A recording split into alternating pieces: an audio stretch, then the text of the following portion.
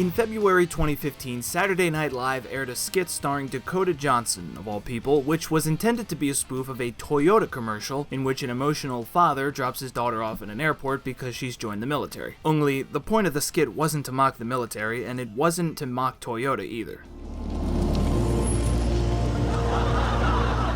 You be careful, okay? Dad, it's just ISIS.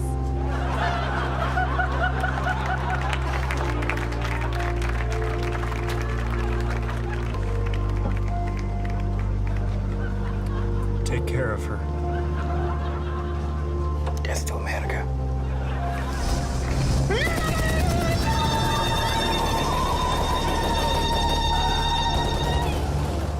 ISIS. We'll take it from here, Dad. That twist, a nod to girls like these three British teenagers voluntarily heading off to join ISIS. On Twitter, a firestorm, some calling the skit depraved, vile, unfunny. Really? Skits about ISIS? You are whacked and sick, writes one poster. Rebecca said she was floored and that there was nothing funny about it. Liv Amato said she was offended. Martin Hendrickson said that it was done in poor taste. Horrible taste, actually. Ed Tate said it was the most unfunny SNL piece of all time. Morgan said it was distasteful. Maxine said it was horrible, inappropriate, hashtag not even funny. And Stephen Busey said it drew a moral equivalence between ISIS and the US military, based on the fact that it was all a joke. Well, if these angry people on Twitter were to collectively construct an argument, it would most likely be this: jokes about ISIS are not funny. Now, it's worth mentioning that this is what Saturday Night Live does. Whether you like the show or not, this is the same program that made fun of blind people, Jesus Christ, and domestic violence. Just in case you thought the ISIS skit was some kind of an anomaly. But still, is it true that this skit is inherently not funny because it's about ISIS? To answer this, we have to examine another thing that Saturday Night Live is known for, and that would be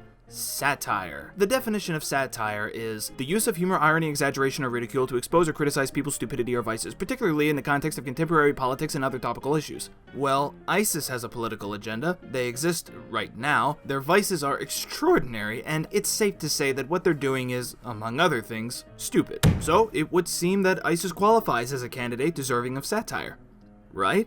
Or is there some special exception for satire when it comes to ISIS? The people who condemn the skit rationalize their disapproval by stating that ISIS was bad, murderous, immoral, or all of the above, but what they've likely forgotten to take into consideration is that the people who found the skit funny already know this, and they still found it funny. Sometimes.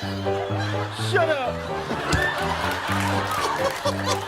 Keep it going! How could this happen? Well, first let's state the obvious. Somebody who doesn't know a thing about ISIS wouldn't be able to find the Saturday Night Live skit funny in the first place. What's so funny about spoofing something if you don't know what it's actually all about? If someone didn't know about the three teenage girls, for example, who left their home in England to flee to Syria where ISIS is fighting, then this joke would either not register at all or come off as needlessly vulgar. But for everyone who does know about those teenage girls, they get the irony. So it's not lost on anyone who finds the routine funny that ISIS are bad people. On the contrary, if they found it funny, that would indeed prove that they understand how terrible ISIS is. Now, does this mean that everyone who didn't laugh at this are uneducated and ignorant? No. Maybe some people genuinely felt uncomfortable while watching this. You know, there's actually an interesting reason why people find skits like this offensive. John Cleese can explain why. Well, I think when you get into taboo areas, that is areas like dead bodies or limbs coming off or anything sexual, there's always a little bit of anxiety because it is taboo, you see, but for some people, just a few, there's a lot of anxiety.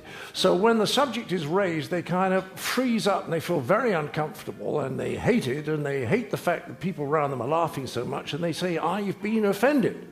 However, most people just have a little bit of anxiety. So what happens if you make them laugh? You get an even bigger laugh than you do normally because you get the normal laugh and then you get the extra energy that comes from that little bit of anxiety being liberated. So you get huge laughs when you deal with taboo subjects. Now, just to wrap this up, there is an obvious and painful truth that needs to be stated.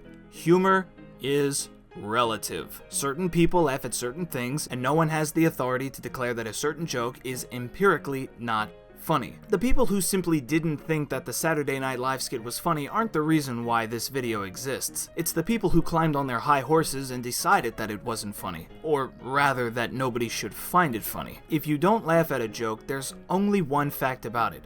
You have an opinion. It's important not to confuse the two. And the opinion that a person may have, whether it's the SNL skit was hilarious or SNL should be ashamed, is kind of irrelevant when you take into consideration that this skit was even allowed to exist in the first place. Whether or not you got a big belly laugh from watching this is worth talking about, but it's not as important as talking about how entertainment like this is only possible because we are better than the butt of the joke. Being able to tell a bad joke and then expressing your disgust falls in line with the very principle that satire stands for. Free expression. So not every joke is going to land softly and get a standing ovation. That's okay. We're lucky to live in a civilization where we can broadcast controversial humor that doesn't please everyone. So to all of the people who forget about this and react to offensive humor by insisting that it should not exist at all, perhaps the joke is on you. Give her my conviction notice.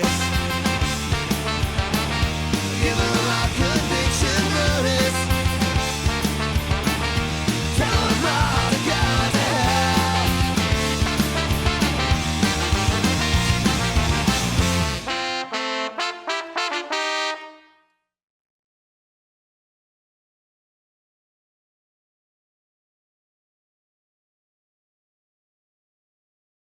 On Twitter, a firestorm. Some calling the skit depraved, vile, unfunny. Really? Skits about ISIS? You are whacked and sick, writes one poster. This morning, actor Taran Killam is defending the parody, tweeting, "Proud of this. Freedom to mock is our greatest weapon." Tough debate. I mean, I understand that last point. I still can't watch the skit. No, it's tough to watch. Especially if you're a family who's been affected. Yeah. It's a comedy show, Oh my God.